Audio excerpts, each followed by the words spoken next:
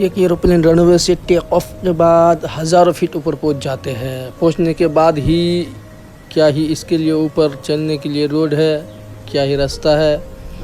इस तरह से बादल में घुसने के बाद तो पायलट रास्ता ही भटक जाएंगे। क्या ऐसा है? तो ऐसा कुछ भी नहीं है। तो फिर आखिरकार ऊपर एरोप्लेन चलता किस तरह से है, इस बात की जानकारी के लिए हमारी वीडियो के अंत तक देखिए। नाम बादल है, बादल के शक्ल में ये सब बर्फ़ है और ये हवा है।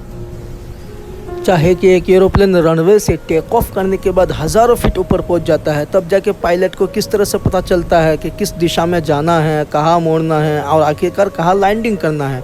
मॉडर्न एयरक्राफ्ट रास्ता देखने के लिए खिड़की पर निर्भर नहीं होते। उड़ान से पहले ही pilot aircraft flight management system में पूरा रूट डालते हैं, जिसमें डिपार्चर एयरपोर्ट, डेस्टिनेशन, बी पॉइंट्स और ये रूट शामिल होते हैं। टेक ऑफ के बाद aircraft GPS, satellite, initial navigation system और ऑनबोर्ड कंप्यूटर की मदद से हर सेकेंड XZ पोजीशन कैलकुलेट करते रहते हैं। कॉकपिट की नेविगेशन सिस्टम को पायलट को एक डिजिटल निफ दिखाई देता है, जिससे उन्हें हमेशा पता रहता है कि हमारे प्लेस कहाँ है और किस दिशा में जाना है। लेकिन सिर्फ रास्ता ही जानना काफ़ी नहीं होता, ये भी तय करना पड़ता है कि कौन सा एयरक्राफ्ट कितनी ऊंचाई पर है। इसके लिए एयर ट्रैफिक कंट्रोल्स यानी ETC हर फ्लाइट को एक अलग L2Do डिजाइन करता है। अगर कभी दो प्लेन्स खतरनाक रूप से पास आने लगे तो टीकेश नाम का एडवांस सेफ्टी सिस्टम तुरंत पायलट को चेतावनी देता है, ऊपर या नीचे जाने का निर्देश देता है। वही डेस्टिनेशन के पास पहुंचने पर ETC एयरक्राफ्ट को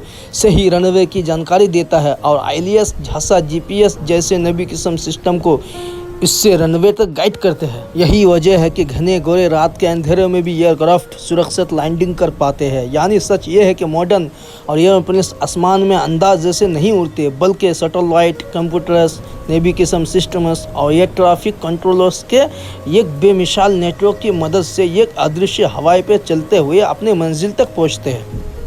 विदेश में इतने बड़े बड़े एक्सपेरिमेंट करते हैं कि भाई रेंज रोवर को ही जेट इंजन से खींचना चालू कर दिया, आप देख सकते हैं।